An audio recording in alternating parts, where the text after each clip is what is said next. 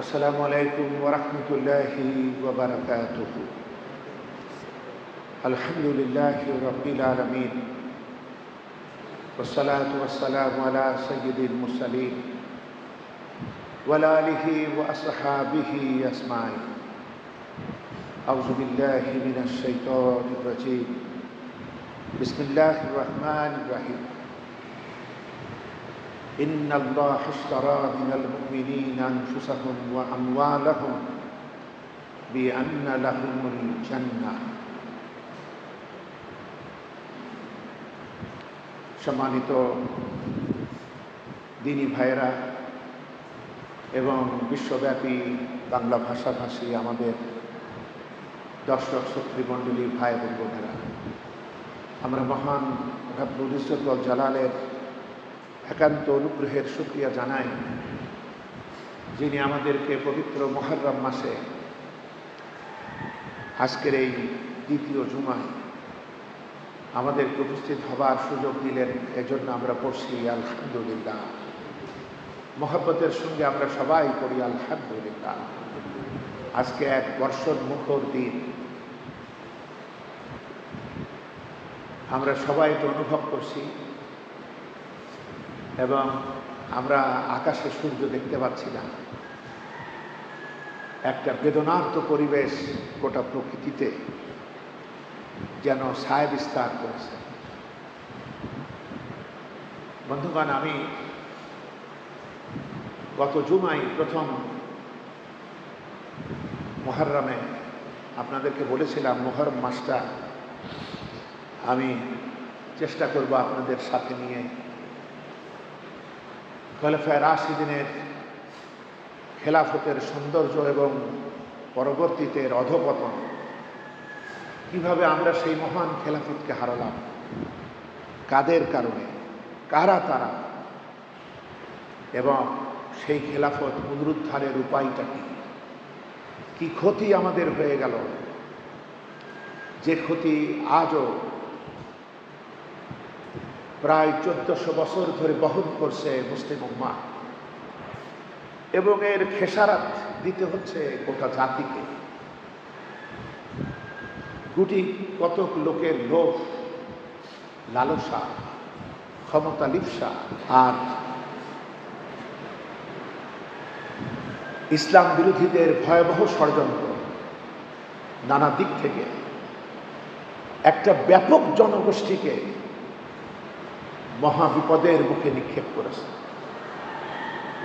সাধারণ মানুষ যতই চায়, কিন্তু কিছু মানুষের জন্য সে আশা গুড়ে বাঁধে, পূরণ হয় না।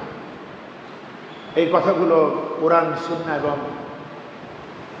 ঐতিহাসিক ডকুমেন্ট থেকে আমরা আলোচনা করার চেষ্টা করব।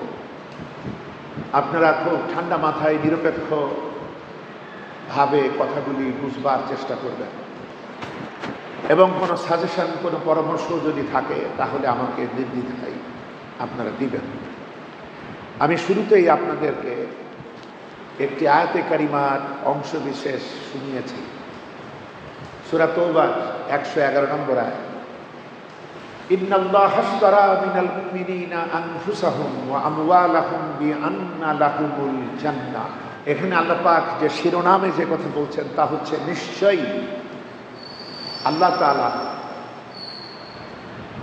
তোমরা যারা মুমিন তাদের জান এবং মালকে, জীবন এবং সম্পদকে জান্নাতের বিনিময়ে কিনে নিয়েছেন। বন্ধুগণ, এই মুমিনেরা কারা? যারা আল্লাহর পথে লড়াই করে এবং মারে, আবার মরেও। মানে এরা সর্বস্ব দিয়ে আল্লাহর দ্বীন কায়েমে সংগ্রাম করে, লড়াই করে। এটাই প্রমাণিত হয় যে এই লোকগুলি এভাবে করে কিভাবে। আমরা অনেকেই তো পারি, এরা করে কিভাবে? কারণ তারা জানে তাদের জীবনটাও বিক্রি হয়ে গিয়েছে এবং তাদের সম্পদ সব বিক্রি হয়ে গিয়েছে। কার কাছে? আল্লাহ সুবহানাহু ওয়া তাআলার কাছে। আল্লাহ বড় চড়া মূল্য দিয়ে কিনেছেন আমার আপনার এই জীবনের এই ছোট্ট সময়টুকু, যেটাকে আমরা জীবন বলি, হায়াত বলি, এইটা। এবং আমরা যা কামাইছি, এক একজনের এক এক আয়, এই সম্পদগুলো কিনেছেন, বিনিময়ে সব থেকে শ্রেষ্ঠতম মূল্য দিয়েছেন, যার নাম জান্নাত। এবার আল্লাহ পাক বলছেন, এরা কারা? যারা বিক্রি করে দিয়েছে এরা কারা? এরা হচ্ছে আমার পথে সংগ্রাম করে এবং নিজেরা মরে এবং অন্যদেরকে মারে। অন্যরা কারা? যারা আল্লাহর দুশমন, আল্লাহ দ্বীনের দুশমন, তাদের সাথে তারা একটা যুদ্ধে লিপ্ত থাকে, সংগ্রামে লিপ্ত থাকে এবং নিজেরা মরে, ওদেরকেও মারে। আল্লাহ পাক যে এদের থেকে, এই মুমিনদের থেকে জানমাল কিনেছেন জান্নাতের বিনিময়ে, এবং এটাই যে চূড়ান্ত সাফল্য। আল্লাহর এই প্রতিশ্রুতির কথা শুধু কোরআনে না, আল্লাহ পাক বলছেন আমার এই ওয়াদা, আমার এই প্রতিশ্রুতি রয়েছে তাওরাতে, ইনজিলে এবং কোরআনে। প্রতিশ্রুতি পূরণে আল্লাহর চাইতে কে শ্রেষ্ঠ, কে শ্রেয়তর? আমি যে জান্নাতের ওয়াদা করেছি, তোমরা এটা বিশ্বাস রাখো, কারণ এই ওয়াদা পূরণে আমার চাইতে কেউ সেরা নেই। এবং তোমরা যে আল্লাহর সাথে যে ব্যবসাটা করলে, এই যে জানমাল বিক্রি করলে, আমি কিনলাম, ফাস্তাবশিরু বিবাইইকুমুল্লাযী বায়াতুম বিহি, তোমরা আল্লাহর সাথে যে বেচা কেনাটা করলে, এটার জন্য তোমরা আনন্দিত হও। ফাস্তাবশিরু বিবাইইকুমুল্লাযী বায়াতুম বিহি, এই কেনা বেচা, এই ব্যবসাটার জন্য তোমরা আনন্দিত হও। এটাই হলো চূড়ান্ত সাফল্য, মহা সাফল্য। বন্ধুরা, আমরা জানি নবীদের জীবনে এইটা মহাসত্য আকারে এসেছে। নবীদের অনুসারীদের মধ্যে যে সমস্ত সাহাবারা ছিলেন, সাচ্চা দিন এবং আন্তরিকভাবে যারা ঈমান এনেছিলেন, সকল নবীদের সাথীদের মধ্যে যারা মুনাফিকি থেকে মুক্ত ছিল এবং প্রকৃতই যারা আখিরাতে বিশ্বাসী ছিলেন, আল্লাহ এবং সংশ্লিষ্ট নবী রাসূলকে যারা ভালোবেসেছেন, তারা এরকমই ছিল। যেজন্য তাদের জন্য এই ওয়াদাটা ছিল তাওরাতে, ইনজিলে, আর আমাদের জন্য রয়েছে কোরআনে। এই বিষয়গুলো আমরা জানি। ইসলামের বিভিন্ন যুদ্ধের যে সমস্ত ঘটনা, হিজরতের যে ঘটনা, ইসলামের জন্য একেবারে একাকী হলেও জীবন দানের যে ঘটনা, এগুলো যাদের জীবনে ঘটেছে, এরাই আসলে নিজেদের জান এবং মালকে জান্নাতের বিনিময়ে কিনে বিক্রি করে দিয়েছে। এজন্য আমরা শুধু দাস না, আমরা কৃতদাস। আমরা আল্লাহ পাকের কেনা গোলাম এবং আল্লাহ পাকের মহত্ব দেখুন, তার উদারতার সৌন্দর্য দেখি আমরা, যে আসলে আমার বলে তো আসলে কিছু নাই, কিছু ছিল না, কারণ জানটাও ছিল তার দেওয়া। আমি আপনি তো খালি হাতে এসেছিলাম পৃথিবীতে, সুতরাং রিস্ক হিসেবে যা পাইছি সবই তার দেওয়া। কিন্তু তার মহানত্ব এত বিশাল, তারই দেওয়া সব, কিন্তু তিনি এটা ইচ্ছা করলে এমনি নিতে পারতেন, কিন্তু সেটা তিনি নেননি। তিনি এটা বিনিময় দিয়ে নিচ্ছেন, এবং বিনিময়টা আবার আমার জান এবং মালের চাইতেও অফুরান গুণ বেশি। সুবহানাল্লাহ। এজন্য বলছেন আল্লাহ পাক, ইন্নাল্লাহা আশতারা মিনাল মুমিনিনা আনফুসাহুম ওয়া আমওয়ালাহুম বিআন্না লাহুমুল জান্নাহ ইউকাতিলুনা ফি সাবিলিল্লাহ। এরা আল্লাহর পথে সংগ্রাম করে এবং প্রয়োজনে ফায়াকতুলুনা ওয়া ইউকতালুন, এরা মারে আবার নিজেরাও মরে। ওয়ামান আউফা বিআহদিহি মিনাল্লাহ, আল্লাহর চাইতে ওয়াদা পালনকারী কে আছে? এবং ওয়াদাগুলা তো আমি সাজাই দিয়েছি। ওয়াদান হাক্কা ফিত তাওরাতি ওয়াল ইনজিলি ওয়াল কুরআন, তাওরাত, ইনজিল এবং কোরআনে আমার এই ওয়াদা রয়েছে, এবং আমার চাইতে ওয়াদা পালনে কে বেশি শ্রেষ্ঠতর। সুতরাং তোমরা যে আমার সাথে যে ব্যবসাটা করেছো, এই মানে যারা করেছে এই ব্যবসাটা, তারা যেন আনন্দিত হয়, কারণ এটাই হলো মহান সাফল্য। সুবহানাল্লাহ। বন্ধুগণ, এই কাজটা যখন মুমিনরা করে তখনই সফলতা আসে, আল্লাহ পাকের সাহায্য আসে। মহানবী মদিনায় এলেন, সহিহ আল মুসলিমে এ সংক্রান্ত বেশ কিছু হাদিস আছে। সহিহ আল মুসলিমের একটি হাদিস, যে মহানবী মদিনায় এসে দেখলেন ইহুদিরা রোজা রাখে। তিনি বললেন, কেন রোজা রাখো? তারা বলল, এই দিন আল্লাহ পাক আমাদের নবী মুসার নেতৃত্বে ফেরাউনের নামক জালিমের কবল থেকে মুসাকে এবং তার জাতিকে মুক্তি দান করেছিল, এবং ফেরাউনকে ডুবাই মারছিলেন তার সাঙ্গপাঙ্গ সহ। এজন্য হযরতে মুসার শুকরার্থে রোজা পালন করেছিলেন, আমরা তাই করি। মহানবী তখন বললেন, আমরা তো তোমাদের চাইতে মুসার নিকটবর্তী, সুতরাং আমিও করব, তোমরাও করো। সাহাবীদেরকে বলে দিলেন। কিছুদিন পর সাহাবারা বললেন যে, হুজুর, এটা তো আমাদের ইহুদিদের সাথে মিলে যাচ্ছে, কারণ ওরা যেদিন করে আমরাও সেদিন করছি। তখন মহানবী বললেন, আমি যদি আগামী বছর পর্যন্ত বেঁচে থাকি তাহলে আগের দিনও করব, তোমরাও করো। সুতরাং রাসূলুল্লাহর এই কথার কারণে 9 এবং 10 এই 2 দিন রোজা রাখা, এটা একটা কমপ্লিট সুন্নাহ। কিন্তু কেউ যদি একদিন রাখে তাও হবে, এ ব্যাপারে নিষেধ করা হয়নি, তবে উৎসাহিত করা হয়েছে 2 দিনের ব্যাপারে, 9 মুহররম এবং 10 মুহররম, আশুরার দিন। এবং এই রোজার ফজিলত সম্পর্কে বলা হচ্ছে যে এই রোজাটি মাহে রমাদানের রোজার পরে এই রোজার স্থান। আর বলা হচ্ছে যে এই রোজাটা ঠিকঠাক মতো রাখতে পারলে বিগত 1 বছরের গুনাহ মাফ। সুবহানাল্লাহ। এবং মহানবী বলেছেন সহিহ আল মুসলিমে যে এই মাসটি হচ্ছে আল্লাহর মাস, এবং এই সওমটা, এই সিয়ামটা, এই রোজাটা এত দাম, এটা মাহে রমাদানের রোজার পরই তার মূল্য। সুতরাং আমরা যারা পারি তারা যেন 2 দিন নতুবা 1 দিন যেন আমরা রোজা রাখি। মহানবী পরবর্তী সময় আসা পর্যন্ত বেঁচে ছিলেন না, যে কারণে তিনি 2 দিন রোজা রাখতে পারেন নাই, কিন্তু 2 দিন রোজার ব্যাপারে তার আবেগ সহিহ হাদিস থেকে প্রমাণিত।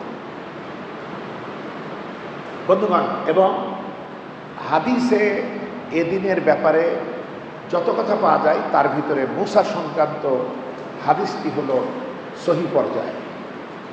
এজন্য আজকের এই দিনে আমি এখান থেকে কিছু কথা বলবো, এবং আমি চেষ্টা করব এই সময়ের মধ্যে আমি যেন আমাদের মহানবীর পরবর্তীতে 61 হিজরিতে কারবালার ময়দানে যে ঘটনা ঘটে আমরা খেলাফত থেকে বিচ্যুত হয়ে আজকে মানব রচিত মতাদর্শের নানা রকমের গোলক ধাঁধার মধ্যে নিপতিত, সেই ব্যাপারে যতদূর পারি আমি বলবার চেষ্টা করব ইনশাআল্লাহ পরবর্তীতে আগামী জুমা।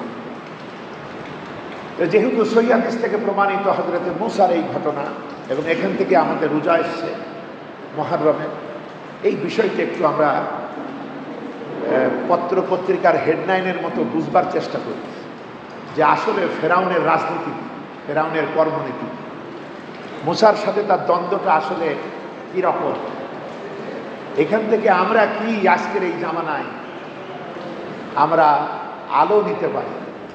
ইসলাম নিজেই আলো, ইসলামে মৌলিক বিষয়গুলো বলে দেওয়া হয়েছে যাতে কিয়ামত পর্যন্ত মানবতা এখান থেকে তাদের যুগ সমস্যার সমাধান তারা যেন নিতে পারে।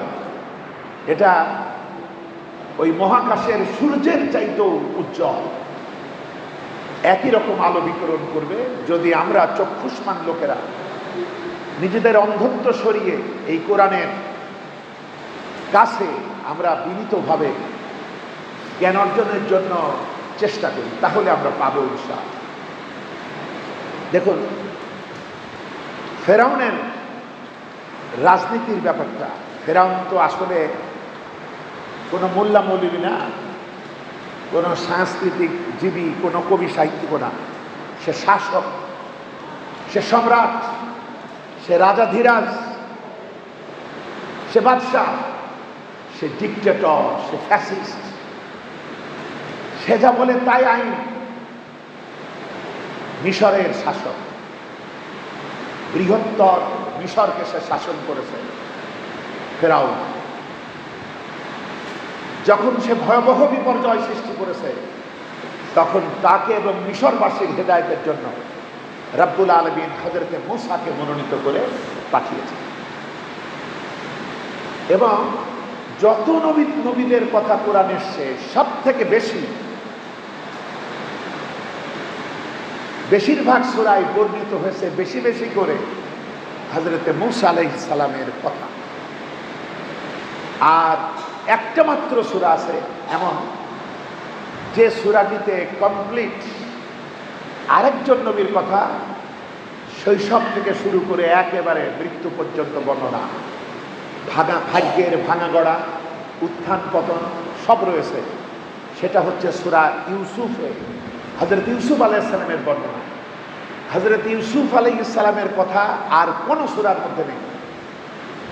এক সূরাটাই, এই সূরা ইউসুফই হলো প্যাকেজ, যেখানে তার শৈশব থেকে শুরু করে মৃত্যু পর্যন্ত যত ঘটনা, পারিবারিক, শিক্ষা দীক্ষা, এমনকি রাজনৈতিক জীবন, মিশরের খাদ্যমন্ত্রী, রাষ্ট্রপ্রধান, আবার পিতা এবং পরিবারের সাথে মিলন, সব কিছু নিয়ে এবং তার আকাঙ্ক্ষা সব একটা সূরায়, যেটার নাম সূরা ইউসুফ। বিশাল গুরুত্ববহ শিক্ষণীয় সূরা ইউসুফ। হযরত ইউসুফের আর কোনো কিছু অন্য সূরায় নেই। ঠিক এভাবেই হযরত মূসা আলাইহিস সালামের পুরো বর্ণনা, জন্মের আগ থেকে শুরু করে একেবারে শেষ পর্যন্ত, এবং ফেরাউন ডিক্টেটরের সলিল সমাধি এবং বনী ইসরাইলের পরিণাম, সব কিছু এইটা এক সূরায় না, এইটা বেশ কিছু সূরায় ব্যাপক আকারে বর্ণিত। তার ভিতরে আজকে আমি কয়েকটি সূরা থেকে আপনাদেরকে একটু শোনাবো অল্প কথা। সেটা হলো ফেরাউনের রাজনৈতিক দর্শন, আর ফেরাউন কিভাবে মূসার সাথে এই চালবাজি, এই বিরোধিতা, এই কাজগুলা করেছে এবং পরিণাম এই হয়েছে। আমরা যদি কোরআনে কারীমের 28 নম্বর সূরা কাসাস পড়ি, সূরা কাসাসের 1 থেকে 6 নম্বর আয়াত পড়লেই আমরা প্রথমেই ফেরাউনের রাজনৈতিক আদর্শ বুঝে ফেলব। এবং এরপর থেকে বিস্তারিত হযরতে মূসার জন্ম, শৈশব, কৈশোর, তারুণ্য, এবং এরপরে বিরোধ, এরপরে মিশর থেকে হিজরত করে মাদিয়ানে যাওয়া, সেখানে বিবাহ, এরপরে শ্বশুর হযরতে শুআইব আলাইহিস সালাম, তিনি যে শর্ত দিয়েছিলেন সেটা পূরণ করে পরিবার এবং সন্তানদের সহ আবার মিশরে ফিরে আসা, এরপরে আগুনের সন্ধান দেখে আগুন নিতে গিয়ে নবুয়ত লাভ, এরপরে মিশরে আবার প্রবেশ করা, এবং এই মহা ডিক্টেটর ফেরাউনের মুখোমুখি দাঁড়ানো, এই সব কিছু বর্ণিত আছে সূরা কাসাসের মধ্যে। এছাড়াও সূরা শুআরায় রয়েছে বিতর্ক ফেরাউনের সাথে এবং ফেরাউনের হুমকি ধমকি। এরপরে রয়েছে 40 নম্বর সূরা মুমিন, এর মধ্যে রয়েছে যে আরো পদক্ষেপ, মুসার দাওয়াত, বিতর্ক এবং আরো পদক্ষেপ ফেরাউনের। সেখান থেকে আমি অল্প কিছু কথা আপনাদের সামনে তুলে ধরে আজকের এই সহিহ হাদিসের হকটা আদায় করতে চাই, যে অর্থাৎ আশুরার শিক্ষাটা আসলে কি। দেখুন, প্রকৃত মুমিন এবং মুসলিম তারা হবে হকপন্থী এবং হকের জন্য জানমাল তারা উৎসর্গ করবে অকাতরে, এটা একেবারে কোনো প্রশ্নই থাকবে না। একেবারে এরাই হলো মুমিন, এরাই হলো মুসলিম। পৃথিবীর মানুষের দুভাগেই বিভক্ত, একদল হলো ইমানদার আর একদল হলো বেঈমান। এখন নবীওয়ালা নেতৃত্বের অনুসারী যারা হয়েছে তারা মুমিন, তাদের সঙ্গে এই দুনিয়ামুখী এই লোভী শ্রেণীর প্রচন্ড রকমের বিদ্বেষ পরায়ণ দানবগুলার সাথে দ্বন্দ্ব চলেছে। এটাই মানব জাতির ইতিহাস। কোরআনে আমরা নবীদের পাশাপাশি এই সমস্ত দানবগুলা পাই। কোনো পাবলিকের সাথে নবীদের কোনো দ্বন্দ্ব নাই, দ্বন্দ্বটা হলো ক্ষমতাসীনদের সাথে, এটা এক। 2 নম্বর, এই সমস্ত ক্ষমতাসীনদেরকে সাহস যোগায়, রসদ যোগায় এক শ্রেণীর ধনী লোকেরা, ব্যবসায়ীরা। ওই রকম এক ব্যবসায়ী, তার নাম ছিল কারুন। যে লোকটা এত বড় বিশ্বাসঘাতক টাকার গরমে, কারণ সে ছিল আসলে ফেরাউন বংশের না, মুসার বংশের, তাহলে সে বংশগতভাবেও বিশ্বাসঘাতক এবং প্রচন্ড রকমের লোভী, যে জন্য সরকারের সাথে থাকত, ফেরাউনের সাথে। আমরা বিভিন্ন সময় দেখেছি আমাদের দেশে ব্যবসায়ী শ্রেণী, এখনো নেটে সার্চ দিলে দেখবেন কি জয়গান তারা গাইছে, অথচ চেহারায় সুন্নতের, সুন্নত বলতে আমরা যা বুঝি আমাদের সমাজে, দাড়ি বলেন, টুপি বলেন, পোশাক বলেন, এর বিন্দু পরিমাণও ব্যত্যয় নেই। এরা যেভাবে মাথায় তুলত, এই সমস্ত ব্যবসায়ী সমাজ, এদের আসল মডেল হলো কারুন, যে মুসার সাথে বেঈমানি করল, মুসার চরিত্রে বদনাম দেওয়ার জন্য বেশ্যা পর্যন্ত ভাড়া করেছে। আর আল্লাহ পাক এত কথা তো আর কোরআনে বলেন না, এগুলো হাদিস বা বিভিন্ন কাহিনীর মধ্যে রয়েছে। আর তার বিরোধিতাগুলো আছে, মুসার দাওয়াত আছে, এবং অবশেষে সম্পদ সহ কারণের ধ্বংস এই সূরা কাসাসের মধ্যে। আল্লাহ পাক কিভাবে শুরু করছেন, তিনি প্রথমে 3খানা আয়াত এনেছেন। তাসিম মিম, তিলকা আয়াতুল কিতাবিল মুবিন, এগুলা হচ্ছে সুস্পষ্ট কিতাবের আয়াত। নাতলু আলাইকা মিন নাবাই মূসা ওয়া ফিরআউনা বিল হক লিকওমি ইউমিনুন, আমি তোমাদেরকে মূসা এবং ফেরাউনের কিছু বৃত্তান্ত শোনাচ্ছি, তোমরা যারা মোমেন তাদের। খেয়াল করুন, আল্লাহ সবাইকে শোনাচ্ছেন না, মোমেনদের শোনাচ্ছেন, এটা বুঝবার জন্য, আসল রহস্য বোঝার জন্য। এভাবেই সূরা কাসাস শুরু হয়েছে। এটা 1, 2, 3, এরপরে 4, 5, 6। ইন্না ফিরআউনা আলা ফিল আরদ, আল্লাহ পাক বলছেন ফেরাউন এই জমিনে ডিক্টেটর হয়ে উঠল, বিশাল পরাক্রমশালী হয়ে উঠল, ক্ষমতাসীন হয়ে উঠল। এটা হওয়ার পর কি করলো সে, তার রাজনীতি দেখেন এবার, সে গোটা জাতিকে খণ্ড খণ্ড করলো, বিভক্ত করলো, এবং এই বিভক্তির মধ্যে একটা দলকে সে আরো দুর্বল করে ফেলল। সেই দুর্বলতা কিভাবে করলো, সে তাদের তরুণদেরকে হত্যা করত আর নারীদেরকে বাঁচায় রাখত। প্রকৃতপক্ষে ফেরাউনই ছিল সন্ত্রাসী, এই ছিল বিপর্যয়কারী। আল্লাহ পাক এবার বলছেন, শোনো,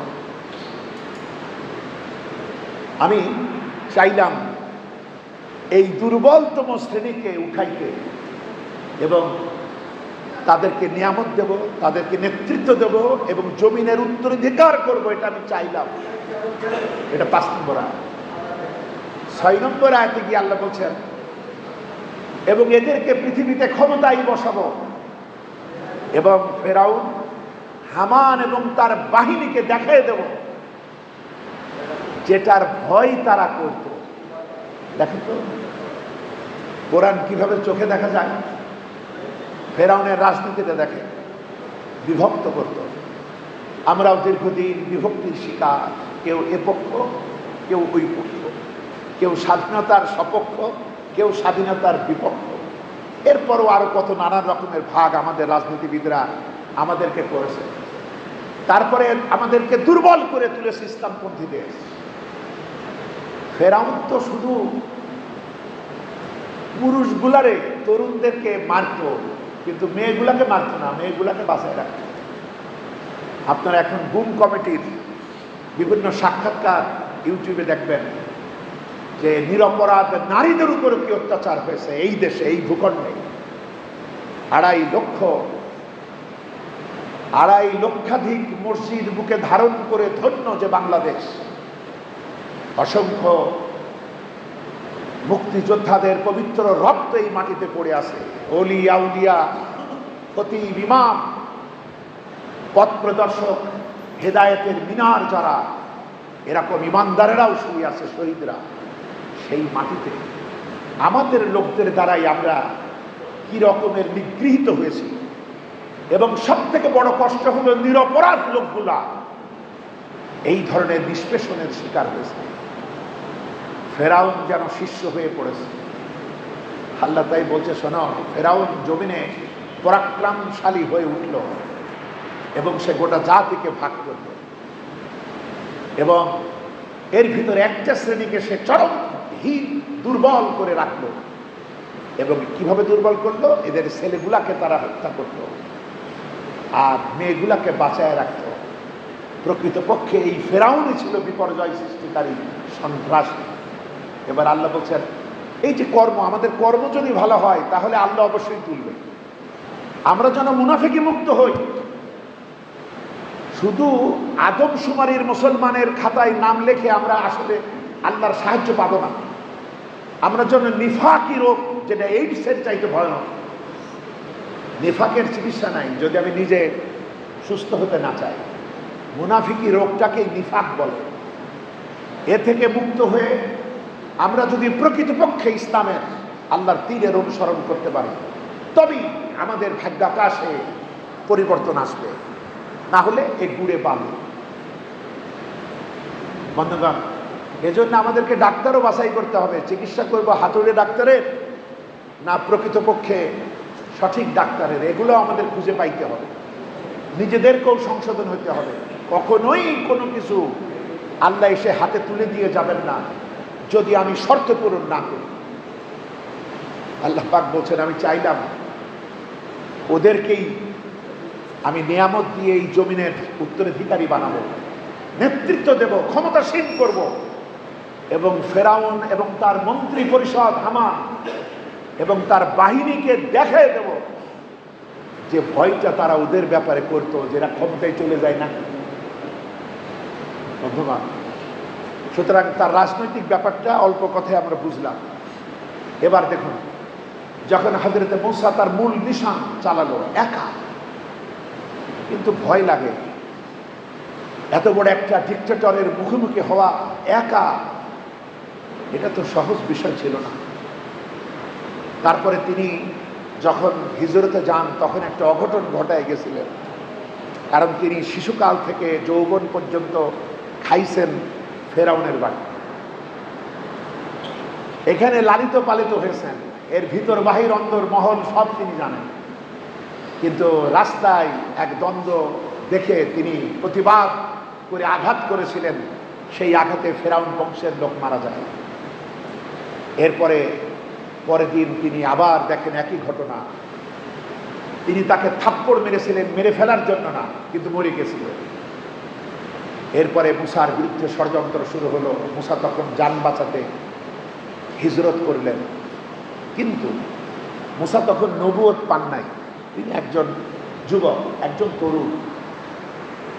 এরপরে তিনি যখন এবার ফেরার পথে এবার তিনি নবুয়ত লাভ করেন। এবার আল্লাহর নির্দেশে আল্লাহ তাকে বলেন, ফেরাউনের দরবারে যাও। তিনি নিজের দুর্বলতার কথা তোলেন যে আমার ভাইটাকেও আমার সহযোগী করে দেয়া হোক। আল্লাহ পাক সেটা দেন। এবং তাকে একটি দোয়াও শেখান, রব্বি ইশরাহ লি সাদরি ওয়া ইয়াসসির লি আমরি ওয়াহলুল উকদাতাম মিন লিসানি ইয়াফকাহু কাওলি।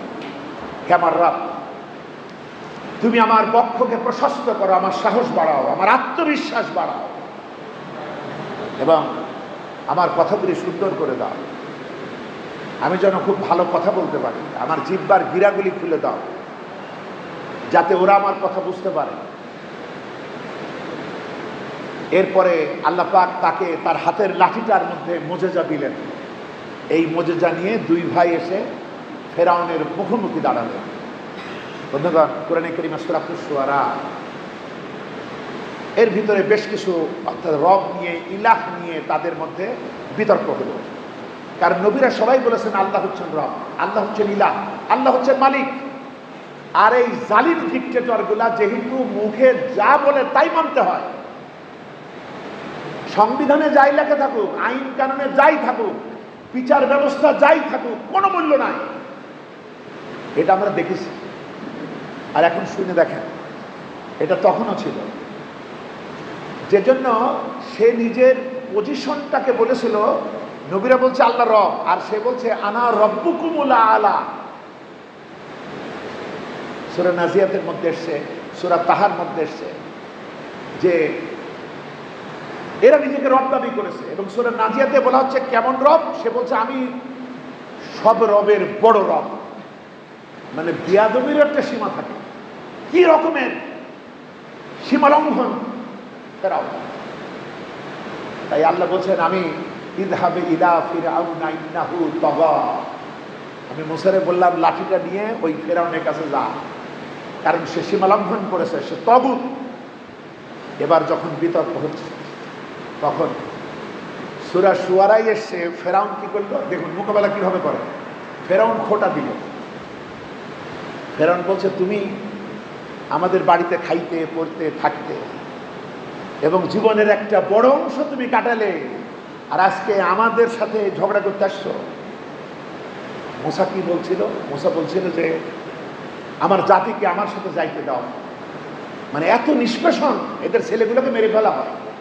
আপনি আমি চিন্তা করতে পারি যে শিশুদের প্রতি কি ভয়ঙ্কর অনুসন্ধানী রিপোর্ট গোয়েন্দা বিভাগ কাজ করছে, যে বাচ্চা হলেই, ছেলে হলেই তখনই মেরে ফেলা হবে। আর সেই রকম একটা সময় আল্লাহ পাক যে খেলাটা খেললেন, যে কুদরতটা দেখালেন, যে সন্তান হওয়ার পর এবার মাকে বলছেন মায়ের পক্ষে কি সম্ভব, কিন্তু এটা সম্ভব করতে হয়েছে। এছাড়া মানে ছেলে বুকে থাকার চাইতে বেঁচে থাকুক, কারণ ছেলে আমার ঘরে বাঁচবে না, আমার বুকে বাঁচবে না। সুতরাং তার মনে মানসিকতায় আল্লাহ যে ইশারা দিয়েছেন ওহী আকারে, ওহী মানে ইশারা, ওহী মানে এখানে জিবরাইল আসবে না, এটা ইশারা। এই যে যত বিজ্ঞানীরা বড় বড় আবিষ্কার করেন এটা ওহী, এই ওহী হলো ইশারা। নিউটন ওই দিন প্রথমবারের মতো দেখে নাই যে আপেলটা নিচে পড়লো, এর আগেও দেখছে। গাছের ফল নিচেই পড়ে, এটা ছোটবেলার থেকেই সবাই জানে, আমরাও দেখি। কিন্তু একদিন তার মাথায় আসলো আচ্ছা এটা উপরে না যায় নিচে নামলো কেন? এইটা ইশারা, এইটা ওহী। আল্লাহ পাক এর মাধ্যমে এক মানবতার মাঝে বিপ্লবাত্মক কিছু করবেন, এটা হলো ইশারা। এই রকমের জিবরাইল বিহীন ওহী আল্লাহর পক্ষ থেকে ইশারা আকারে আসে। ঠিক ওই রকম এরকম ওহী মৌমাছির উপরে আসে। আল্লাহ পাক বলছেন আমি মৌমাছিকে ওহী করেছি। এর মানে মৌমাছির সাথে জিবরাইল কথা বলে নাই, এটা আল্লাহ পাক সেট আপ করে দিয়েছেন। বাসা বানাও পাহাড়ে, বাসা বানাও বিল্ডিং এ, বাসা বানাও গাছে। সুবহানাল্লাহ। এইরকম মায়ের মনটা ভুলেছে ছেলেটাকে ভাসায় দিই, কিন্তু ভাসতে ভাসতে ছেলেটা অবশেষে সেইখানেই, সেই ঘাটেই এসে পৌঁছালো।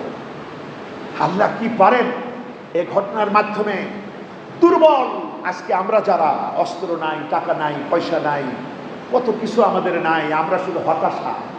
এই কথাগুলো কোরআনে বলা হয়েছে মোমেনদের জন্য, যে যাতে তোমরা হতাশ হইও না।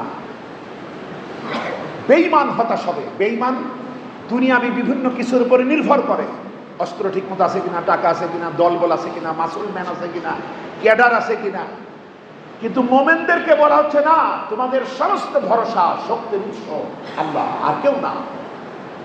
যে আমি কি করতে পারি, শুধু তোরা তোদের কাজটা কর, আমাদের কাজটা কি, নিফাক মুক্ত হয়ে, মুনাফিকি মুক্ত হয়ে আমরা যেন ইসলামী জ্ঞান অর্জন করে ঐক্যবদ্ধ এবং আন্তরিক থাকি, এইটা আমাদের কাজ। তাহলে আমাদের পায়ে পায়ে বিজয়। আর এখানে এলোমেলো হয়ে গেলে আমি ব্যক্তিগতভাবে যতই আল্লাহওয়ালা হই, দুনিয়ার দৃষ্টিতে আমি পরাজিত হব। হ্যাঁ, ইসলাম এমন একটা বিষয় করেছে যে ইসলামের পথে থাকলে আমি কিছু পাইলেও বিজয়, না পাইলেও বিজয়, ঠিক আছে। যেমন আমি কিছু কষ্ট পাইলে আমি সবর, আমি নিয়ামত পাইলে শকর, দুটাই আমার কাজে আসবে। আল্লাহর পথে মারা গেলে আমার জান্নাত, সবই কাজে আসবে। কিন্তু দুনিয়াতে আরও তো কিছু করা যাইতো, সেইটা আমাদের অনৈক্যের জন্য হয় না, আমাদের ষড়যন্ত্রের জন্য হয় না, আমাদের অবহেলার জন্য হয় না। এই যে বর্তমান বিশ্ব পরিস্থিতি, যে নেকড়েগুলা, যে ভল্লুকগুলা ইরানের উপরে এগিয়ে আসছিল অথবা এসেছিল, যদি মুসলিম উম্মাহ ওই 12 দিনের সুযোগে এক হয়ে ভালোভাবে ধরতে পারত, তাহলে আজকে পৃথিবীর ইতিহাসে যারা আজকে হালুম, হ্যাঁ, ওনারা পারমাণবিক অস্ত্র নিজের যতই বানাক অসুবিধা নাই, ওনারা কোনো হিসাবই দেবে না। আর তোমরা সব হিসাব দাও, তোর কি আমরা খাই করি, তোর হিসাব দিতে হবে। এই চোখের আঙুনো বন্ধ হতো যদি আমরা এক হতাম। বন্ধুগণ, এটা হওয়া উচিত, এটা ইমানের দাবি। যদি না হই তাহলে যারা ময়দানে আছে তারা একে একে শেষ হবে। আচ্ছা, কিন্তু আমরা যারা বেঁচে থাকলাম, আমাদের বিচারটা কেমন হবে? আমাদেরকে তো হিসাবের মুখোমুখি হতে হবে। বন্ধুগণ, তাই সূরা শুআরায় ফেরাউনের দরবারে তিনি যখন গিয়েছেন, তখন ফেরাউন বলছ, তুমি আমাদের বাড়িতে খাইতে না, খাইতে পড়তে জীবনের বিরাট অংশ আমাদের মাঝে থাকলে, আর আজকে আমাদেরকে মজা দেখাইতে আসছো, এই যে খোটা দিল। এরপরে সূরা শুআরার 29 নম্বর আয়াতে মূসাকে, সে যদি তার এই নীতি থেকে না সরে, যে অর্থাৎ আইন কানুন শাসন ব্যবস্থায় ইলাহ হিসেবে মানতে হবে ফেরাউনকে, এটা যদি না মানে তবে তাকে জেলের হুমকি দিল। খেয়াল করুন, এই জেলের ভয় কারা দেখায়?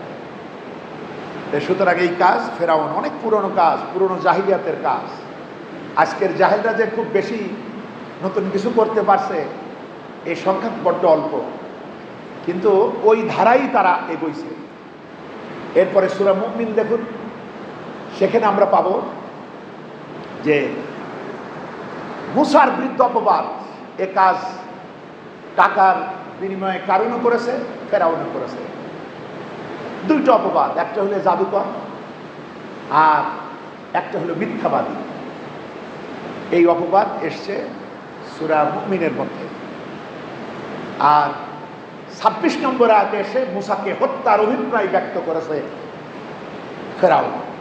এইগুলাই এরা পারে, দুনিয়ার এইগুলাই তারা শেষ করতে পারে। বন্ধুগণ, সুতরাং দেখুন কিভাবে কি হয়।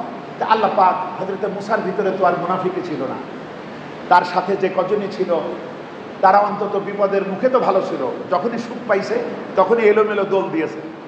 কিন্তু যখন বিপদ দেখেছে সবাই মুসার নেতৃত্বে ঠিক থেকেছে। যাই হোক, আল্লাহ তাদেরকে উদ্ধার করেছিলেন। এবং এক রাতে এমন হলো যে হযরতে মূসা আলাইহিস সালামের নেতৃত্বে সমস্ত বনী ইসরাইলকে হযরতে মূসা, মানে হেদায়েতের চেষ্টা মূসা কম করে নাই, কিন্তু যখন দেখলো কোনোভাবেই হলো না, বহু আযাব এলো, হযরতে মূসা আলাইহিস সালামের অনেক মুজিজা তারা দেখলো, তারপরও হেদায়েত পেল না। তখন এক রাতে নিজের জাতিদের, নিজের প্রতি যারা ঈমান এনেছে তাদের নিয়ে তিনি রওনা হয়ে গেলেন এবং পিছে ধাওয়া করল ফেরাউন তার সমস্ত শক্তি নিয়ে। বন্ধুগণ, কুরআনে কারীমে সূরা দুখান 44 নম্বর সূরা, আয়াতে কারিমা 25 থেকে 29, কাম তারাকু মিন জান্নাতিন ওয়া উয়ুনিন ওয়া যুরুরিন ওয়া মাকামিন কারীম ওয়া না'মাতিন কানু ফিহা ফাকিহিন কাযালিকা আওরাসনাহা কওমান আখিরিন। আল্লাহ পাক বলছেন, ওরা পিছনে রেখে গেল কত শত উদ্যান, কত বাগবাগিচা, কত ঝর্ণাধারা, কত ফল ফসলের মাঠ, কত বিশাল সুরম্য প্রাসাদ, যার মাঝে এই ফেরাউনের লোকেরা আনন্দ পাইত। এগুলো সব পিছনে ফেলে ধাওয়া করলো। আল্লাহ পাক বলছেন, আমি এবার কি করলাম, এখান থেকে বের করে নিলাম। এরপরে এরকমই হলো, আমি এগুলার উত্তরাধিকারী করলাম ভিন্ন সম্প্রদায়কে। ওদের জন্য না আকাশ কাঁদিল, ওদের জন্য না জমিন কাঁদিল। আকাশবাসী ওদের জন্য চোখের পানি ফেলে নাই, জমিনবাসী ওদের জন্য অশ্রুপাত করে নাই। এটাই হয়েছে আল্লাহর পক্ষ থেকে। সেটাই হলো আশুরার দিন, যেদিন ফেরাউনের সলিল সমাধি আর মূসা আলাইহিস সালাম এবং তার জাতির উত্থান। এই স্বাধীনতার শকরার্থে হযরতে মূসা আলাইহিস সালাম এবং তার জাতি রোজা পালন করেছিলেন। সুতরাং এটা ছিল হযরতে মূসার নেতৃত্বে এক বিশাল মাজলুম উম্মাহ, যাদেরকে বনী ইসরাইল বলা হয়, তাদের এক বিজয়ের দিন এইটা ছিল। এটা সহিহ হাদিস থেকে আমরা পাই। পরবর্তীতে এইভাবে আরো কত বর্ণনা আছে, কিন্তু এইটা হলো সহিহ। পরবর্তীতে যখন মহানবী তিনি এক আলোকিত সমাজ রেখে গেলেন, ইসলামের পরিপূর্ণ আলোয় তিনি একটা প্র্যাকটিক্যাল রাষ্ট্র রেখে গেলেন। ইসলামের কোরআনের প্রতিটি বাণী কিভাবে বাস্তবায়ন করে মানবতার কল্যাণ করা যায়, কিভাবে শিরক মুক্ত তাওহীদের ইবাদত করা যায়, কিভাবে বেদাত মুক্ত সব রকমের মানবতার মানুষের মস্তিষ্ক এবং আবেগের ছোঁয়া বাদে ওহির জ্ঞানে সমৃদ্ধ শরিয়া এর নিয়ম অনুযায়ী একটি সোনালী রাষ্ট্র প্রতিষ্ঠা করা যায়, এটা করে এবং এই রাষ্ট্র চালানোর মতো যোগ্যতা সম্পন্ন নেতৃত্ব তিনি রেখে তিনি পৃথিবী থেকে বিদায় হন। এরপরে রাসূলের স্থলাভিষিক্ত খলিফা হিসেবে দায়িত্ব পালন করেন হযরত আবু বকর, এরপরে পালন করেন হযরত উমর, এরপরে হযরত উসমান, এরপরে হযরত আলী এবং মাত্র 6 মাসের জন্য ইমাম হাসান। এরপরে এই মুসলমানদেরই আরেকটা শ্রেণী, তাদের মাধ্যমে তাদের অতি লোভ এবং প্রচন্ড রকমের ক্ষমতা লিপ্সা এইগুলা এবং এই যে স্বজন প্রীতি, অন্ধ ভক্তি, এইভাবে তাদের এই সমস্ত কারণে এই সুন্দর খেলাফতটা ধীরে ধীরে ধীরে ধীরে নষ্ট হলো। রাসূলের এই সাজানো তাওহীদের বাগান নষ্ট হতে হতে আজকে 1400 বছর। এখন শুধু সেটাই আমরা হারাইছি সবটুকু তাই নয়, সেটার স্থলাভিষিক্ত হয়েছে মানব রচিত নানা রকমের মতাদর্শ। কোনোটার নাম পুঁজিবাদ, কোনোটার নাম সমাজবাদ, কোনোটার নাম ধর্মনিরপেক্ষতাবাদ, এরকমের হাজারো নিয়ম কানুন এর ভিতরে স্থলাভিষিক্ত হয়ে গিয়েছে। আজকে আমরা মুসলমানেরাও সবাই মিলে মসজিদের নামাজে আসি, আল্লাহু আকবার, মনে হয় যেন সাহাবীদের মতো কাফেলা, কিন্তু মসজিদ থেকে বের হয়ে আমরা ওই রকমের মানুষের তৈরি করা নানা রকমের আদর্শের বিভিন্ন গ্রুপিং আমরা তার ভিতরে আমরা আছি। আবার ইমানদারেরাও নানা রকমের ছোটখাটো ব্যাপারে হাজারো মতো পার্থক্যের মধ্যে আমরা আজকে বিরাজ। আজও আমরা ফিরে আসতে পারলাম না সেই সোনালী খেলাফতে, যেখানে মানুষ ঘুমাইতো, খলিফারা জেগে থাকতো এবং কোনো মানুষ তার হক বঞ্চিত হতো না, সবাই আল্লাহর ইবাদত করত প্রশান্তিতে, কারো কোনো মারামারি কাটাকাটি হানাহানি। একটা সুস্থ দেহ তো মাঝে মধ্যে একটু ফুসকুড়ি ওঠে, এরকম হলে তখনই ইসলামের বিধি মোতাবেক তখনই এর সমাধান হয়ে যেত। মানবতা সৌভ্রাতৃত্বে ভালোবেসে একাকার হতো। তখনকার সুপার পাওয়ার রোম, পারস্য এই মদিনার এই রাষ্ট্রটাকে এত ভয় করেছে যে এরা এই সৈন্যবাহিনী যেখানে গিয়েছে, যেখানে পা ফেলেছে, সেটাই ইসলামী রাষ্ট্রের করদ রাজ্যে পরিণত হয়েছে। এরপরে কিন্তু এটা কেন হলো? আমাদের আভ্যন্তরীণ এই মুনাফিকি কিভাবে কি হলো? বন্ধুগণ, আমাদের এখনো হতাশ হওয়ার কিছু নাই। মহানবী তার হাদিসে বলে গিয়েছেন যে আমার এই সময়টা হচ্ছে নবুয়তের সময়, এইটা চিরদিন থাকবে না, আমার সাথী চলে যাবে। আমি যখন চলে যাব, আল্লাহ যতদিন চান, এরপরে এই নবুয়তের এই রহমতের এই বসন্তের এই সমীরণ থাকবে না। এটা আল্লাহ যতদিন চান ততদিন আল্লাহ রাখবেন। এরপরে আসবে আমার খোলাফায়ে রাশিদিনের রাষ্ট্র ব্যবস্থা। এইটার কথা রাসূলুল্লাহ আরেকটা হাদিসে বলেছেন 30 বছর। আমরা খেলাফতের হিসাব করলে 30 বছরই পাই, ইমাম হাসান পর্যন্ত। আচ্ছা, এরপরে মহানবী বলেছেন এরপরে ওটাও আর থাকবে না, থাকবে তদ্দিন যদ্দিন আল্লাহ চান। এরপরে হবে দুষ্টু, অসৎ, দুর্নীতিপরায়ণ রাজতন্ত্রের জামানা শুরু হবে। এই রাজতন্ত্র হযরতে মুয়াবিয়া থেকে শুরু হলো। এর পরবর্তীতে তার পুত্র, তার বংশ, তার গোষ্ঠী, এভাবে উমাইয়ারা শাসন করলো। এরপরে ভয়ঙ্কর দ্বন্দ্ব, সংঘাত, মারামারি, ভুল বুঝাবুঝি, এর মধ্য দিয়ে আবার ক্ষমতা এসলো আর এক গ্রুপ, যাদেরকে বলা হয় আব্বাসীয় শাসকেরা। এরা সবাই নিজেদের নামের আগে খলিফা ব্যবহার করলেও এরা প্রকৃতপক্ষে ছিল ইসলামী খেলাফতের সৌন্দর্য হারা। এরা সবাই ছিল আসলেই এক একজন রাজা, এক একজন মালিক, কিন্তু সাইনবোর্ডটা ছিল খলিফা। আচ্ছা, নবীজি বলেছেন শোনো, প্রথমে নবুয়তের জামানা, এরপরে খেলাফতের জামানা, এরপরে রাজতন্ত্রের জামানা, এটাও চলবে তদ্দিন যদ্দিন আল্লাহ চান। এরপরে শুরু হবে জুলুমতন্ত্রের জামানা, অত্যাচার, অবিচার, প্রচন্ড রকমের কষ্টের জামানা শুরু হবে। আমরা ভাইরা এই জামানায় এখন আছি। আমরা এমন সব কষ্টের কাহিনী দেখছি, শুনছি, জানছি, এবং আমরা কেউ কেউ ভোগ করেছি যা পৃথিবীর সকল ইতিহাসকে মিলান করেছে। মহানবী বলছেন এই জুলুমতন্ত্র, এই স্বৈরতন্ত্রের জামানাও চলবে তদ্দিন যদ্দিন আল্লাহ চান। এইবার আশার বাণী, এরপরে এইটা শেষ হবে। তার মানে ধ্বংসের আমরা কিনারায় চলে এসেছি, এর শেষ ভাগে আমরা এসেছি। এই সময় আমাদের দায়িত্ব এত বেশি, আমরা যদি এক থাকি, আমরা যদি ইসলাম বুঝি, আমরা যদি মোকাবেলা করি। মহানবী বলছেন শোনো, এরপরে আবার সেই নবুয়তের কায়দায় খেলাফত প্রতিষ্ঠা হবে। আমরা বলি আলহামদুলিল্লাহ, আমরা সবাই বলি আলহামদুলিল্লাহ। সুতরাং হতাশ হওয়ার কোনো কারণ নাই, শুধু নিজের বিচারটা করি যে আমি নিজেকে শুদ্ধ করি, আমি নিজেকে তৈরি করি, সবাইকে ভালোবাসি, ইসলাম জানি, বুঝি, দাওয়াতি কাজ করি এবং এক থাকি। নবীজি বলছেন শোনো, আবার সেই খিলাফাতিন আলা মিনহাজিন নবুওয়াহ, নবুয়তের কায়দায় খেলাফত আবার প্রতিষ্ঠা হবে। আকাশবাসী ওই সরকারের উপরে খুশি হবে, জমিন তার সমস্ত নিয়ামত বাইর করে দেবে, সুবহানাল্লাহ, সব নিয়ামতে ভরে যাবে। এইটা আসবে বন্ধুগণ। সুতরাং এই খেলাফতের মায়ায় এখন আমাদের কাজ করতে হবে।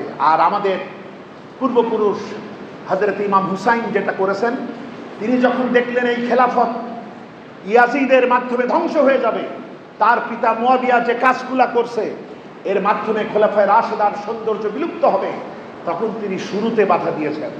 যদিও তিনি একা, সামান্য কজন তার সাথী, যেমন মুসা একা বিশাল ডিক্টেটরের মোকাবেলা করেছে, ঠিক হযরত ইমাম হুসেন তার মাত্র পরিবার এবং কয়েকজন বন্ধু বান্ধব সব মিলিয়ে ইতিহাসে এসছে 72 জন, তার 40 জন পুরুষ আর 32 জন নারী আর শিশু। তাও কারবালায় মৃত্যুর আগের দিন তিনি সবাইকে ডেকে বলছেন তোমরা চলে যাও, এজিদ বাহিনী তো শুধু আমারে চাই, তোমাদেরও তো না, অযথা জীবনটা বিপন্ন করো না, চলে যাও তোমরা। তারা বলেছে ইমাম, আমরা যদি এই বিপদের মুখে আপনাকে ফেলায় রেখে পালায় যাই, তাহলে কিয়ামতে মহানবীর সামনে কেমনে মুখ দেখাবো? আমরা আপনার সাথেই মরব, বাঁচলে আপনার সাথেই বাঁচবো। এভাবে তারা থেকে গেল এবং এই করুণ পরিণতি মুসলমান নামধারী এক শ্রেণীর লোভী এবং রক্ত পিপাসু বিদ্বেষপরায়ণ এই লোকদের হাতেই খেলাফতের পতনের সূচনা হলো। কিন্তু জিতে গেল হযরত ইমাম হুসাইন। জিতে গেল কিভাবে? তিনি তার রক্তে লেখা ফতোয়া দিয়ে গেলেন যে রাজতন্ত্র হারাম।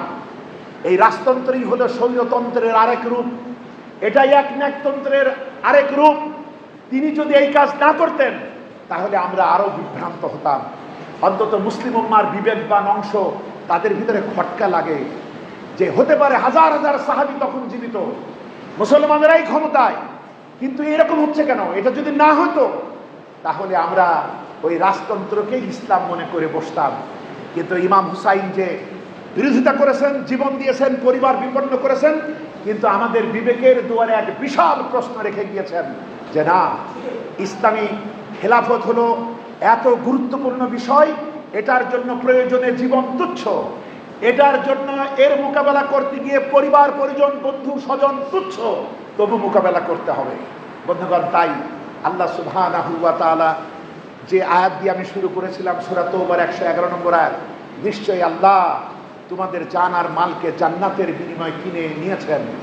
এই মোমেনরা কারা? যারা আমার পথে যুদ্ধ করে, মারে এবং মরে। এদের জন্য ওয়াদা রয়েছে তাওরাতে, ইনজিলে, কোরআনে। আর আল্লাহর চাইতে ওয়াদা পালনকারী আর কে ভালো হবে? আল্লাহর চাইতে বেশি ওয়াদা পালনকারী আর কে? সুতরাং মোমেনেরা, আল্লাহর সাথে তোমরা যে এই বেচা কেনার, জান্নাতের বিনিময়ে জানমাল বেচা কেনার যে ব্যবসাটা করছো, এর জন্য আনন্দ করো। এটাই হলো তোমাদের জীবনের চূড়ান্ত সফলতা। ইমাম হুসাইনরা মরে না, তারা তাদের রক্ত আখরে, তারা জীবন দিয়ে গোটা জাতিকে জিন্দা করে দিয়েছে। এখন আমাদের শুধু সব ষড়যন্ত্রের মোকাবেলায় ইসলাম জানবো, বুঝবো, এক হব এবং আমরা ঐক্যবদ্ধভাবে ভূমিকা রাখবো, শত্রুদেরকে শত্রুর মতো করে চিনেই। তাহলে আল্লাহ পাক আমাদের ভাগ্য আকাশে খেলাফতের সোনালী রাজত্ব দিবেন। আল্লাহ পাক কবুল ও মঞ্জুর করুন, আমরা বলি আমিন। আসসালামু আলাইকুম ওয়া রাহমাতুল্লাহি ওয়া বারাকাতুহু।